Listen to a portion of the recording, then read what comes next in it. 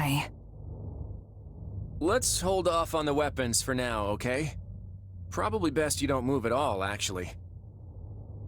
Huh? What are you doing here, Claude? Glad to see you're okay, at least. Not sure okay is the word I'd go with. Dimitri and I got sucked into some weird magic vortex. One of your making, I can only presume.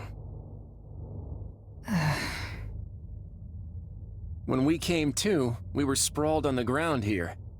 Charming place, if you ask me. I take it you don't remember what happened. You changed, attempted to strike at us. We were thankfully able to subdue you, at least temporarily. But you came to and fled not long after. You were, by all accounts, a different person entirely. I guess that kinda rings a bell. The last thing I remember is Arval telling me to slay the Ashen Demon. At least, I think it was Arval. Arval? The voice in my head. We've known each other for a few years now. Huh. Sounds pretty out there, right? This is why I never mentioned it. And you claim this Arval suddenly decided to turn on you. I know how it sounds, but yeah. There are two things I can say for sure. The first is that Arval's magic is what dragged us all in here. And the second is that there's no one in my head anymore. What? How can you be sure? Because I don't feel them. At least, not in my mind. Arval's somewhere else now. Somewhere distant. Well, that's vague. How are we supposed to make heads or tails of any of this? At the very least, I believe your account well enough to say you are no longer a threat to us. Right. We can save all that metaphysics stuff for some other time. Anyhow, you wouldn't happen to know a way out of this dark, void place, would you? About that, I know I said distant, but Arval's definitely here with us somewhere. If we can find them and figure out what magic they used on us, we might just be able to escape. You sure are optimistic for someone who's surrounded by horrible nothingness. It isn't as though we have any alternatives. We should take a look around. Perhaps we can learn more about this place in the process. Dimitri? Where are you going?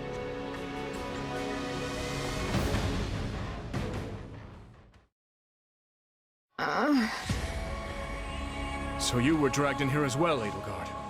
Are you all right? What are you doing here? Where am I? We aren't sure ourselves. But we have no intention of fighting you. Know that. We? Who else is here with you? Why'd you run off like that, Dimitri? Did you notice something? Wait, Edelgard? It seems much has transpired without my knowledge. Yeah, I don't think any of us really know what's going on here. By the way, Edelgard, you look pretty different from the last time I saw you. Did something happen to you? The last time? When was that? It seems I have a fair number of gaps in my memory. The most recent thing I can remember is Aryan Road. You and I were squaring off, Dimitri, when Talus appeared and cast some dark magic on me. That was over 6 moons ago. If Viscount Fenya's word is anything to go by, you've been serving as Duke Ayer's puppet ever since. Not only that, but Duke Ayer himself was under the nefarious control of Talus. 6 months? And tell me, what of the Empire? I can't believe I have to direct such a question to you two, of all people. Adrestia changed big time after the battle at Aryan Road against the Kingdom. Your lands have been ravaged, your military has lost all discipline, and Lester and Fargus have since joined hands to put an end to the Empire's brutality. You're actually catching us right in the middle of the climactic fight. After we routed the Imperial army in the Valley of Torment, you fled, escaping with Duke Ire. Once we put an end to him, we turned our gaze toward finding you. We're caught up in some bizarre magic which brought us here. That was all rather painful to hear, but I thank you for the explanation. I'm not sure how exactly Talus is manipulating me, but he is clearly doing so to steer the Empire toward his own desires. In the past, he took over the body of my uncle, Lord Arundel, and snatched the reins of Adrestia as its regent. Meaning history is repeating itself in the grandest, most vile way. So it's true then. Lord Arundel was actually Talus. You've got to help us get out of here, Edelgard. I would be glad to, once you inform me further about the current state of Fodlan. I've been, in essence, asleep the last half a year, remember? Yes. I suppose we can afford a short break, to bring you up to speed before we resume our search.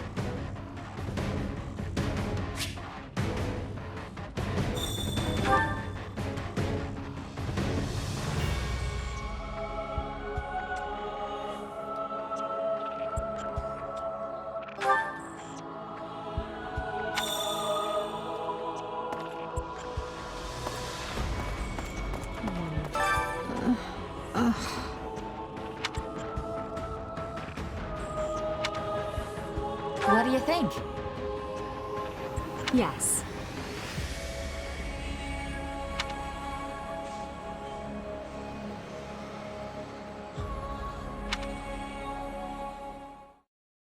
What do you hope to accomplish once this war is over, Claude?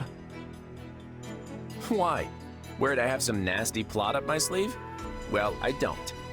Although I doubt you're gonna like what I do have planned. I'm just gonna come out and say it. After the war, I'm going to abolish the Central Church and depose the Archbishop. The people of Fodlan have been shackled by this decrepit system for too long, and I'm ending it. You're going to do away with the Church? That's right. Think about it. Who steals your freedom and gives you an endless list of duties and obligations simply because you have a crest? Who forces you and your friends into a bunch of unwanted marriages and positions of power? The Church even forbids any official contact with outside regions. Not exactly great for Fargus, right? Being as close to Serang and Albinia as you are. But to be clear, your issue is with the Church, yes? Not with Fargus itself? Exactly. We have nothing to gain by fighting you. And really, our enemy isn't the actual Church so much as the people at the top who make all the decisions. I understand where you're coming from, Claude. And on a personal level, I actually agree with you. But as a king, you're opposed. Yes, for 3 reasons. First, abolishing the Church would deny the king's right to rule Fargus. Without one, the people will descend into chaos and war. Would you be able to take responsibility for such a thing once it came to pass? Second, recklessly discarding the Church will only incite discord among the clergy and its supporters. And finally, a revolution of this nature will not only mean casualties among the common folk, but will endanger your own life as well. Leaving the first two for a second, I have some serious issues with that last one. I'm glad you're concerned for my safety, but I can take care of myself. But don't you see? The people you wish to depose are human, just as you are. No matter what ingenious scheme you come up with, or how careful you try to be, they will suffer. And their vengeance will eventually find you, no matter how hard you try to stave it off. I know full well the guilt that accompanies such actions, and the retribution they provoke. Everyone has to deal with the consequences of their decisions. If you let it rule you, Fodlan never changes. And if it doesn't change, it'll just fall apart. But not taking the time to look where you're going will only lead you to stumble and fall. And if there are those who would be hurt by this, I consider it my duty to help them. There you go, trying to save everyone again. You really are too good for me. To be honest, I'm jealous of how you're not burdened with the same restrictions. In the world I'm trying to create, you wouldn't be burdened by them either. You could even... No, forget that. I'm serious about what I said, though. And I really do admire how you want to save everyone. Honestly, if you weren't a king, I think we could have been friends. I feel much the same. Had I joined with you, I might have been able to see a different vision of Fodlan.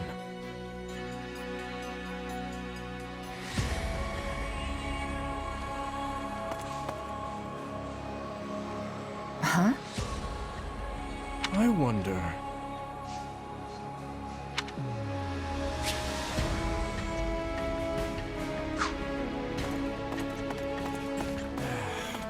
Oh boy.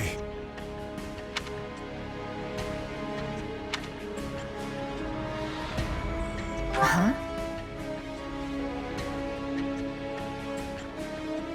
Well, I'm stumped.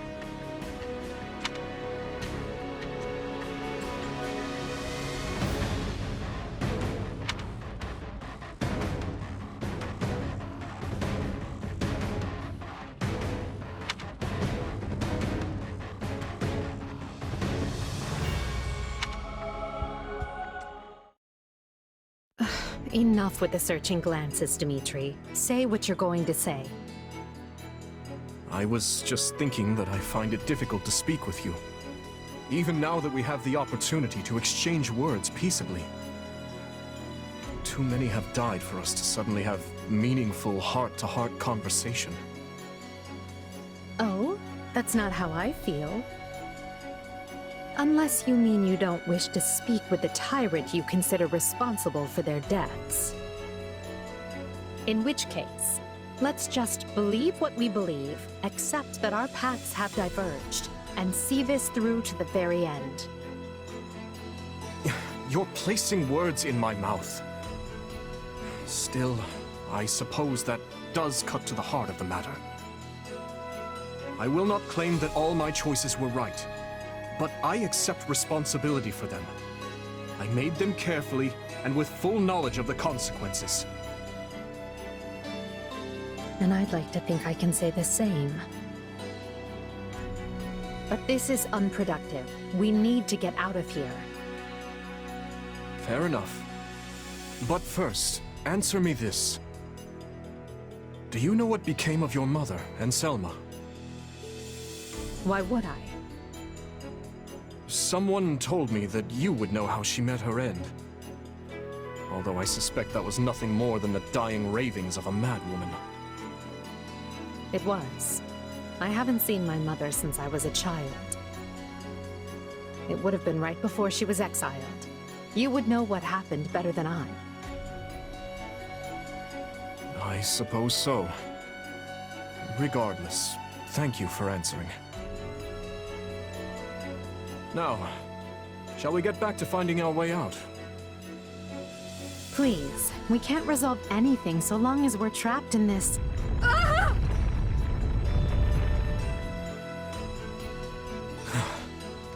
That was quite the tremor. Whatever this place is, I find myself liking it less by the moment. Can you stand?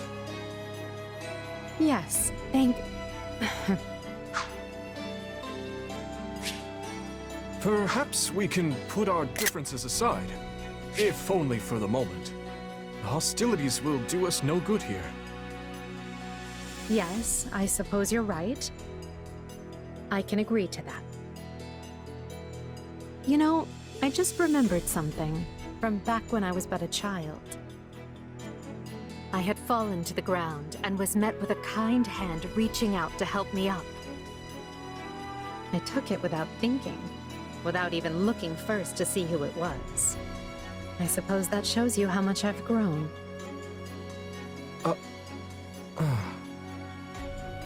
Dimitri, what is it? I have a similar memory. One of helping a little girl who had fallen in the dirt. Knowing you, such occurrences would have been commonplace in your youth. Don't try to imply we share a memory. No, I rarely forget an important face. Often to my own woe, I might add. Enough. Let us end this before we both make greater fools of ourselves. We need to escape. That's our only priority. Not that the world outside will be any kinder to me than the one in here. Edelgard, What are you doing? You should know I won't hesitate to leave you behind. Indeed. I'm coming, Elle.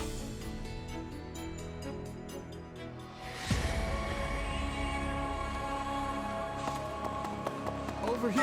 I hope you're well.